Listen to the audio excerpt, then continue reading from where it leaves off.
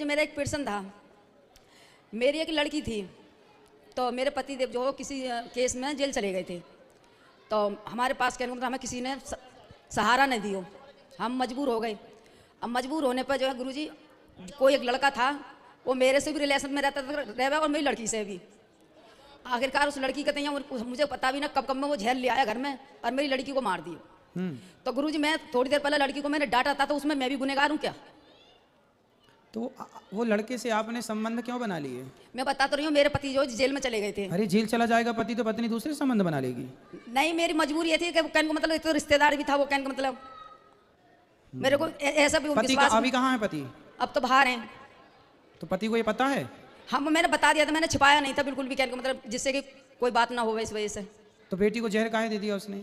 ये तो पता नहीं गुरुजी, मुझे 3.5 घंटा बाद पता लगी थी, जब कही थी किसी ने मुझसे कहते लड़की को जहर के मार तड़प रही है। फिर तो उसको फिर जेल नहीं करवाए? गुरुजी उस टाइम तो लॉकडाउन लग रहा था ना।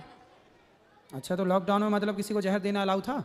नहीं था गुरुजी, बस डर तो ये भी था ना कि कहीं ऐसा ना हो कोई हमारे ताई भी कहने लगे कि इसमें तुम भी हो शामिल, क्यों घर में जहर था, हमें पता नहीं था जहर घर में था।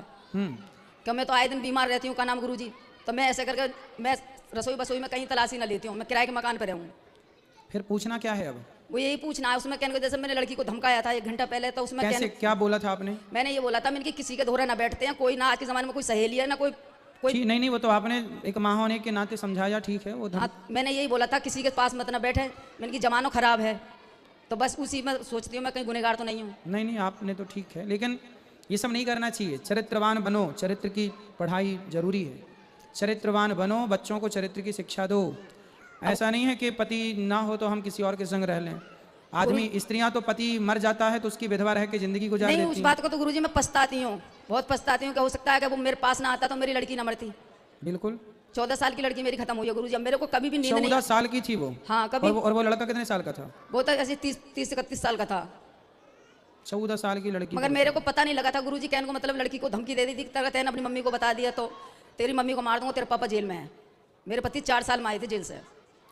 चलो, अब जो बीता उसे बदला तो नहीं जा सकता, लेकिन ये गलती सुधारी जा सकती है, कभी दोहराई ना जाए। अब तो गुरुजी मैं बहुत पछताती हूँ इस बात पे, का हो सकता है कि मैं ये बार चक्कर बना पड़ती तो मेरी लड़की ना जाती। बिल्कुल सही है ये। अब मैं कभी भी नींद नहीं आती गुरुजी, मैं पूरी रात बस तुम्हारी कथा सुनती रहती हूँ फोन पर बस। ठीक है, कथाएं सुनो, भगवान का नाम जपो, ठीक है, प्रेम से रहो। तो मैं उसमें कोई गुनहगार तो नहीं है गुरुजी? गुनहगार तो हो, क्यों नहीं हो गुनहगार? हाँ, तो यही मेरे को पर पुरुष से संबंध बनाने वाली नारी तो गुनहगार तो है ही। मेरे को ये नहीं पता ना गुरुजी का, वो लड़की से भी ऐसा कर रहा है, लड़की छोटी है, कन्या है, वो तो चाचा कहती थी लड़की, तो ऐसा विश्वास भी तो ना था ना। सही है, सही है, लेकिन गुनहगार तो आप इस बात की हैं कि आपने पति के होते परपुरुष से संबंध बनाया। ये माता अनसुईया कहती हैं कि ऐसी नारियां रौरव नर्क में जाके पड़ती हैं। जी गुरुजी। तो ये नर्क के गामी तो आप बन ही गई।